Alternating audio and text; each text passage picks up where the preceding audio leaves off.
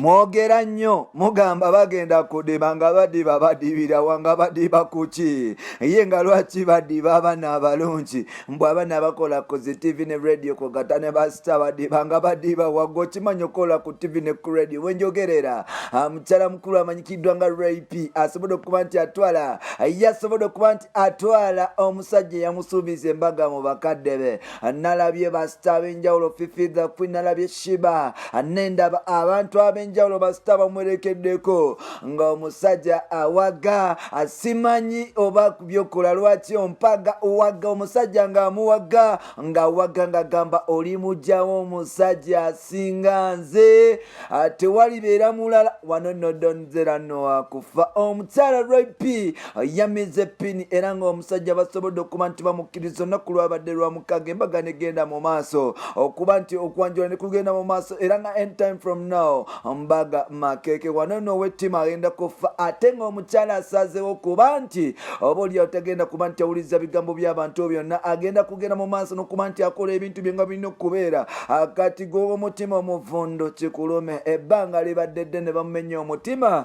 finale yadde nga bonna banamumenya omutima n'oguddako naye ng'ate ekikulu kwe kutwala omulenzi lweyagala mu bakadde bo ne balulaba ne luleeta neko bintu ennaku zino newopaala naye ng'ate nakutwala mu bakadde bange nenkwanjula nenkuba ne baleeta neko bintu kiryoke bamuyita Ray-P Precious from outer Spark TV outer Galaxy FM outer former Stereo Entertainment there asobodde okuba nti asalawo ne musajja we amanyikiddwa nga Raymond okusobola okuba nti bakikwasaganya nga bwekibadde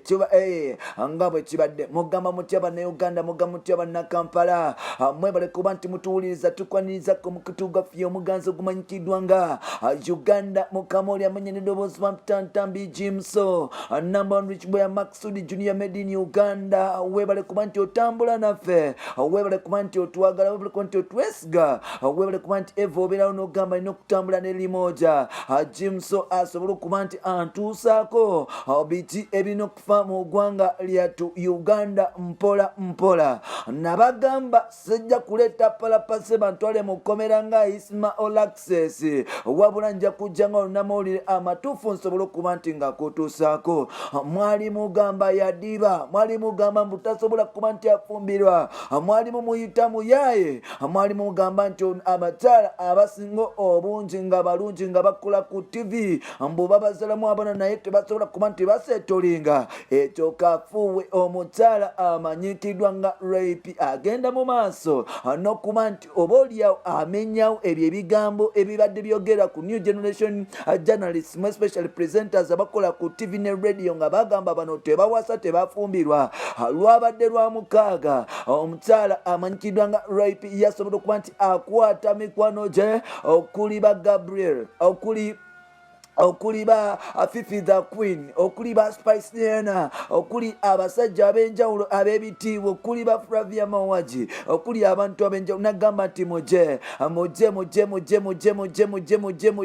mumperekereko muje mubeerewo ng'omwami atuuka ewaka omwami yasobodde omwami Raymond yasobodde okuba nti atuuka mu bitiibwa eby'enjawulo era nga naye yawerekeddwako ebikonge eby'enjawulo okusobola okuba nti obaoliawo batuuka mu maka agaba Ray-P emizira enduulu emiranga gyakubiddwa naye nga sejjannaku wabula nga gyasanyu ng'omukyala bamujja kuluja yadde nga byonna biri biti tekyaganyidde omuzira kuba nti agenda mu maaso nokuba nti akulima nga agamba akasajjako kagenda mu maaso nokuba nti kankozesa okunimba n'alabula Ray-P n'amugamba nti oyo omusajja ayagala Justin Butaala naye nga talina kyagenda kutuusa jjukira baavayo ne bagamba nti oyo omusajja mbu aproposinga naye tawasa ate tebamwanjula naye ng'ate yasobodde okuba nti akkiriza Jack Appiah Black Queen made in Africa Ray-P okusobola okuba nti bannange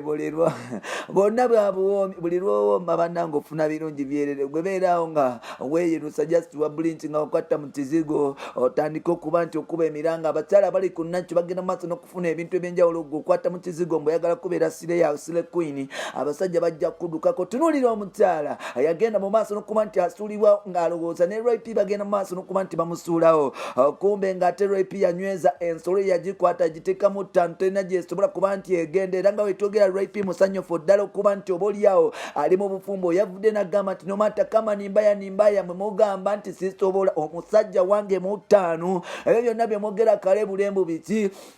nze saagala kumanya buli omu alina pasti we pasti ye oba gyenvudde we era nga buli omu alina ebitu ebikyamu byakola nange nali mafiya mu byange bye nakola nawe donzera tomanyi gye byakola so lekerawo okwogerera banno okwefuula oli clean lekerawo kuba nti you advise me about my relationship era lekerawo okwefuula nti ate gwe Katonda asobola okuba nti onsalirawo nkimanya omusajja obagenda mu maaso n'okuba nti omwagala n'otamuwoomera bwebadde tewamuwoomera si kizibu kyange okusobola okuba nti yafuna nze portable beautiful height yes the queen beautiful Ray P okusobola okuba nti omusajja namulyawo era kimanye nti enamba bagiryawo n'amugamba n'okumugamba ebyo biweeyogeza bino nabino ebitakwatagana njagala omanye nti sigwa nsimira omusajja wuuyo oba ndi disappointing nga tebikwatako nze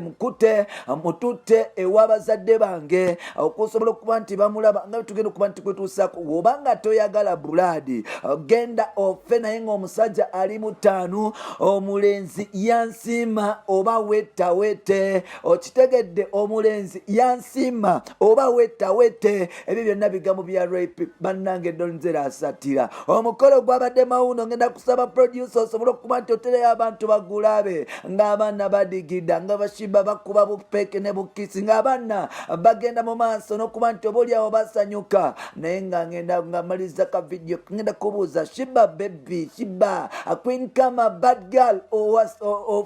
twanjulira ddi omwami omuko tusobola okuba naffe tumulabako tumwagala okulaba ku muko bad girl shiba bambi Ray P twasobola okuba tumusobola bamutantamjimusona manuchiba made in Uganda yes Maxudi Junior gena maaso n'okuba nti osubscribing omukutugulugana mukamoli kansobola okuba nti nkomawo mu party 2 anti rich boy awo kimso ntambiwo yenza ali ku mic okusobola okuba nti kutuusaako ebintu ebyenjawulo. Yeah.